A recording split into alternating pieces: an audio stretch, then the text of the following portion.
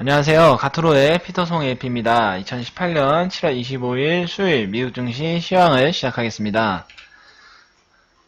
미국 증시가 구글의 모기업, 알파벳 등 주요 기업들의 실적 호조에 상승세를 보였습니다. 다만 나스닥 종합지수는 장 초반 급등했지만 약 보합세로 마감했습니다. 먼저 다우존스 산업평균지수는 전일 대비 197.65포인트, 약 0.8% 상승한 25,241.94포인트로 거래를 마쳤습니다.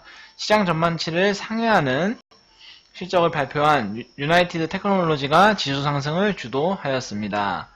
S&P 500 지수는 전일 대비 13.42%, 약 0.5% 상승한 2,820.4달러로 4포인트로 장을 마감하였습니다.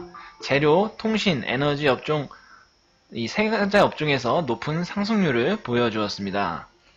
기술주 중심의 나스닥 종합지수는 7,840.77포인트로 전일 대비 1.11포인트 떨어졌습니다. 장중 1% 이상 상승하며 사상 최고가를 기록했지만 이후 하락하면서 약 보합세로 마감하였습니다. 트럼프 대통령은 이날 트위터를 통해 관세가 최고다라며 무역에서 미국을 불공정하게 대했던 나라는 공정한 거래를 협상하거나 관세를 부과받게 된다고 말을 하였습니다. 트럼프 대통령은 오늘 25일 백악관에서 장클로드 융커 유럽연합 집행위원회 위원장과 미 유럽 간 무역 갈등에 대한 해법을 논의할 예정입니다. 미국의 2분기 국내 총생산 성장률이 오늘 27일 발표될 예정인 가운데 로이터 설문조사에서 전문가들은 3.8%를 전망했습니다. 중국이 미국과의 무역전쟁 충격을 최소화하기 위해 재정 금융정책을 강화, 내수 확대와 경기 부양에 나서기로 한 것도 투자 심리를 끌어올렸습니다. 업종별 동향을 살펴보면 전날 장 마감 이후 시장 전망치를 상회하는 실적을 발표한 알파벳은 이날 3.9% 급등하며 1258.15달러로 사상 최고가를 기록했습니다. 월가 전문가들은 유튜브, 자율주행차, 클라우드 컴퓨팅 등 알파벳 성장사 사업 부분들의 전망에 높은 신뢰감을 나타냈습니다. 페이스북도 1.8% 오르며 사상 최고가를 기록했고 아마존도 1.5% 상승했습니다. 팩트세트에 따르면 이날까지 S&P 500 기업의 21.4%가 실적을 발표한 가운데 이 중 80.6%의 순이익이 시장 전망치를 상회하였습니다. 또 74.1%의 매출이 시장 전망치를 웃돌고 있습니다. 농기계 업체인 디어는 3.2% 상승하였습니다. 도널드 트럼프 미국 행정부가 이날 중국 등과의 무역전쟁으로 인해 피해를 입은 농가에 120억 달러를 긴급 지원하기로 발표하면서입니다. 국제유가 및 상품 동향을 잠시 살펴보면 국제유가는 올랐습니다. 미국과 이란 간 갈등에 대한 우려가 지속됐지만 중국의 경기부양책 기대감이 유가 상승 요인으로 작용했습니다. 이날 뉴욕 상업거래소에서 9월분 서부 텍사스산 원유는 전일 대비 배럴당 63센트, 약 0.9% 상승한 68.51달러로 거래를 마쳤습니다. 런던 선물거래소에서 9월분 북해산 브렌트유는 전일 대비 배럴당 38센트, 약 0.5% 오른 73.44달러를 기록했습니다. 투자자들은 오늘 25일 발표된 미국 에너지정보청의 주간 원유 제공량 지표에도 주목하고 있습니다. 금가스는 달러 약세에도 위험자산이 증시 강세에 소폭 하락했습니다.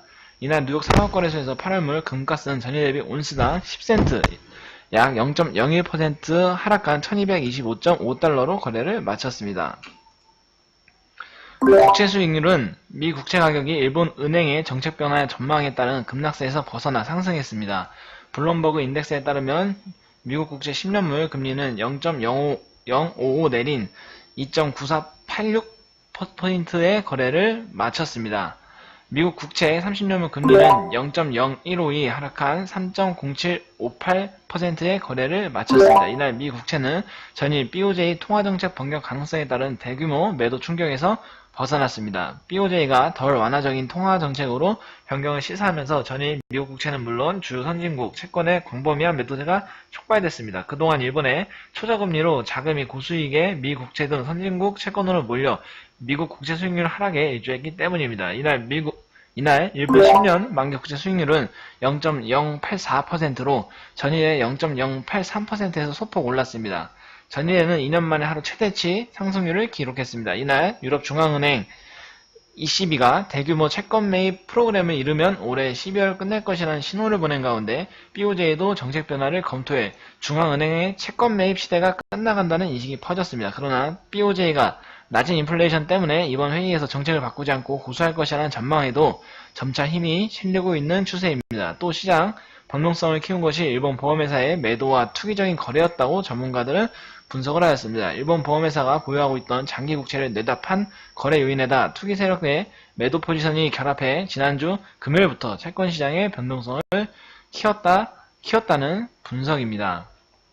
실제 헤지펀드 등의 투기 세력이 10년 만기 국채 선물의 약세 베팅이 강세 베팅을 웃돌았고 지난 20일 투기 거래는 사상 최대치에 육박했습니다.